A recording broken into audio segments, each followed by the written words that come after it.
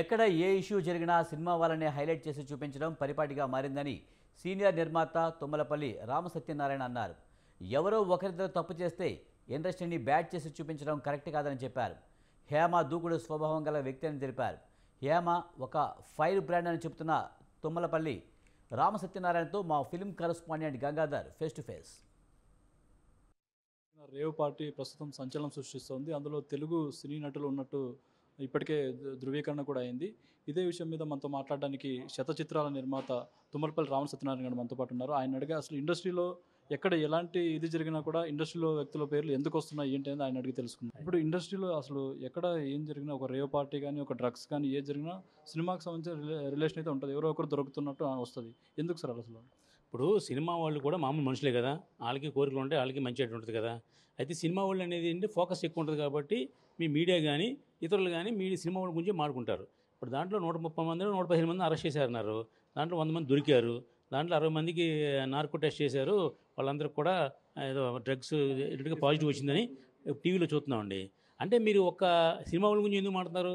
మిగతా రాజకీయ నాయకులు ఉన్నారు, దాంట్లో రియల్ ఎస్టేట్ ఉన్నారు, అందరూ ఉన్నారు కదా. అంటే సినిమా అనేది ఫోకస్ కనపడుతుంది కాబట్టి మీరు వాళ్ళ గురించి మాట్లాడుతున్నారు. ఈ సినిమా అనేది ఒక పార్ట్ ఇండస్ట్రీలో. వాళ్ళకి జరిగితే మీరు వాళ్ళని హైలైట్ చేసి చేయడం కరెక్ట్ కాదు. మీడియా వారికి ఇంకొక హెచ్చరిక ఏంటంటే, ఏ పాపం పుణ్యం తెలియని శ్రీకాంత్ గారు ఆయన 100%కి 100కి ఆయన అందరితో పాజిటివ్గా ఉంటాడు. ఆయన గురించి కూడా నోటుకు వచ్చినట్టు ఎవరో ఛానల్ వాళ్ళు రాశారు. మళ్ళీ ఆయన వార్నింగ్ ఇస్తే ఆ ఛానల్ అతను నేను పొరపాటు చెప్తున్నా చేశాను, క్షమించండి అని పత్రిక అదే మన మీడియా ముఖంగా అతను కూడా తెలియజేశాడు.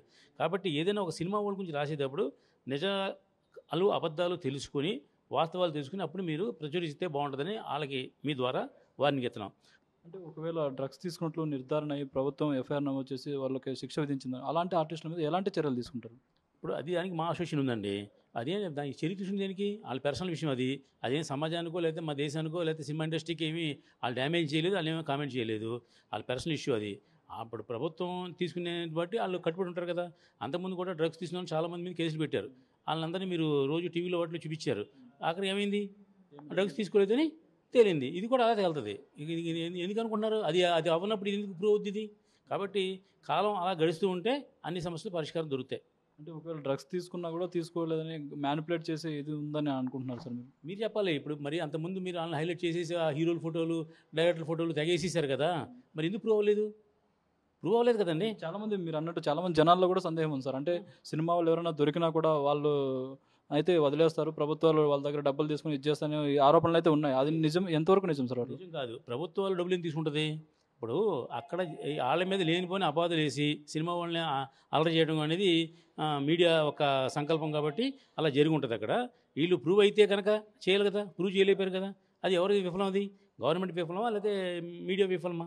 ఇప్పుడు హేమ గారు తీసుకున్నట్టు రుజువైందని కూడా ఇప్పుడు వస్తున్నాయి, వార్తలు వస్తున్నాయి. అంటే హేమ గారు బిహేవియర్ ఎలా, అంటే మీరు దగ్గర నుంచి చూసారు, ఎన్నో ఏళ్ళగా చూసారు, ఎలా ఉంటుంది సార్ ఆమె? ఆవిడ ఫైర్ బ్రాండ్. ఎక్కడ ఏ సమస్య ఉన్నా ఆవిడ ముందు ఉంటారు. ఆవిడ ఇప్పుడు ఇందాక కళ్యాణి గారు ఏదో మెసేజ్ పెట్టారు. ఏమని? అప్పుడు నన్ను ఏదో అన్నావు, ఇప్పుడు నీ సంగతి నేను చూస్తాను అన్నారు. ఏంటంటే జనరల్గా పర్సనల్ గ్లిడ్జెస్ ఉంటాయి, అలాంటి ఏమైనా కాంట్రవర్సీ ఉంటాయి కాబట్టి బయటకు వస్తాయి తప్ప. ఇప్పుడు హేమ గారు పర్సనల్గా మరి ఆవిడ చాలా మంచి పద్ధతి అయిన ఆవిడ. ఇది తీసుకున్నారా లేదా అనే విషయం మీ ద్వారా మాకు తెలిసింది తప్ప అది కరెక్ట్ కాదు. ఒకవేళ అలా జరగకూడదని మేము కోరుకుంటున్నాం. అలా జరిగినా కూడా మీరు అన్నట్టు ఎందాక ఏం చేస్తారు, బ్యాన్ చేస్తారన్నారు కదా. ఆ బ్యాన్ చేసే అధికారం మాకెవరికి లేదు. వాళ్ళు వాలంటరీగా వాళ్ళ తప్పును వాళ్ళు తెలుసుకుంటారు. చేసుకుంటే కనుక వాళ్ళ తప్పు మేము జరిగిందని వాళ్ళే వాలంటరీగా వచ్చి ముందుకు వచ్చి సమాధానం చెప్తారు. సమాజం ఒక్క వల్ల చెడిపోదు, ఏ ఒక్కరి వల్ల బాగుపడదు. సార్ ఇటీవల పాయల్ రాజ్పూత్ ఆమె చాలా సెన్సేషనల్ న్యూస్ పెట్టారు. రక్షణ సినిమా నేను ఎప్పుడో చేశాను, అది నాకు వాళ్ళు ఇంకా బ్యాలెన్స్లు కూడా ఇవ్వలేదు, కానీ నన్ను ప్రమోషన్కి రమ్మని బలవంతం చేస్తున్నారు, రాకపోతే ఇండస్ట్రీ నుంచి బ్యాన్ చేస్తూ ఉంటున్నాను. అసలు ప్రమోషన్కి రాకపోతే బ్యాన్ చేస్తామన్నది కరెక్టేనా? అది ఇంతకుముందు ఎప్పుడైనా జరిగింది? అది అలాంటే ఇప్పుడు ముందు ఇక్కడ మనకి ఒక సుపీరియర్ బాడీ ఉంది, దాన్ని ఫిలిం ఛాంబర్ అంటారు. తర్వాత ప్రొడ్యూసర్ కౌన్సిల్. ప్రొడ్యూసర్ కౌన్సిల్ అంటే ఏంటి? ప్రొడ్యూసర్స్ యొక్క వెల్ఫేర్ చేసే సంస్థ అది. ఫిలిం ఛాంబర్ అంటే ఏంటి? ఎవరికి ఏ సమస్య వచ్చినా సాల్వ్ చేసే సంస్థ అది. అలాంటప్పుడు ఆవిడకి ఒక లెటర్ రాసిన జరిగింది పాయల్ రాజ్పూత్ గారికి. మీ మీద రక్షణ అనే సినిమా నిర్మాత ఒక కంప్లైంట్ పెట్టారు, మీరు వచ్చి దాన్ని ఎక్స్ప్లెనేషన్ ఇవ్వండి, దానికి సమాధానం చెప్పండి అంటే వాళ్ళు పట్టించుకోవాలి. ఎవరిని? కౌన్సిల్ కానీ ఛాంబర్ని కానీ పట్టించుకోవాలి. అందుకని వాళ్ళు ఆ నిర్ణయం తీసుకున్నారు. ఇప్పుడు ఆవిడ ప్రమోషన్ రాలేదనుకోండి, అప్పుడు ఏం చెప్తున్నారంటే 2019లో సినిమా తీశారు, ఇది నాకు డబ్బులు ఇవ్వాలి ఇంకా అని. తప్పులేదు, డబ్బులు ఇచ్చిన తర్వాతనే ప్రమోషన్ వస్తాను చెప్పండి. ఆ మా అసోసియేషన్లో ఆ ప్రొడ్యూసర్తో డబ్బులు కట్టించి అప్పుడు ప్రమోషన్కి వచ్చేలాగా ఏర్పాటు చేస్తారు. ఏదో ఇక్కడ ఛాంబర్ కానీ కౌన్సిల్ కానీ ఉన్నది ఏంటంటే సమన్వయంగా ఎవరికి ఏ ఇబ్బంది వచ్చినా సెటిల్ చేయడం కోసం ఉన్నది. అటువంటిప్పుడు మీరు ఛాంబర్ని కౌన్సిల్ని గౌరవించి పాయల్ రాజపూతి గారు కానీ వారి పిఏ కానీ వారు ఎవరైనా సరే వచ్చి ఇక్కడ సరెండర్ అయ్యి ఒక సమస్య వచ్చినప్పుడు సార్ మీరు ఎలా చెప్తే అలా నడుచుకుంటాం, మాకు డబ్బు రావాలి ఇంత మాకు ఇప్పించండి అన్నారని తప్పలేదు. మీరు డబ్బులు ఎగ్గొడతారమ్మా ప్రొడ్యూసర్ మీరు చేసేయండి అమ్మని మాత్రం ఏ కౌన్సిల్ కానీ ఛాంబర్ ప్రెసిడెంట్ గారు కానీ సలహా చెప్పరు. కాబట్టి ఇక్కడ మీరు సరైన నిర్ణయం తీసుకోలేదు కాబట్టి రేపు బ్యాన్ చేసే అవకాశం ఉందని చెప్పారు తప్ప బ్యాన్ చేయలేదు. ఇంకా బ్యాన్ చేయరు కూడా, అలా బ్యాన్ చేయరు. మేము చేస్తే బ్యాను అసోసియేషన్ చేస్తుంది, మా అసోసియేషన్ చేస్తుంది. హేమ ఏమైనా తప్పు చేసి ఉంటే అసలు బ్యాన్ చేసే అధికారం లేదు, కానీ వాళ్ళ సంజాయిషి తీసుకుంటారు. ఎందుకు అలా చేయాల్సి వచ్చింది ఏంటి, అసలు ఇలాంటి కార్యకలాపాలకు పాల్పడడం అది ఆర్టిస్టులో పూర్తిగా వ్యక్తిగతమై ఉంటుంది. ప్రతి ఒక్కరూ ఇలాంటి తప్పులు చేసే అవకాశం ఉంటుంది.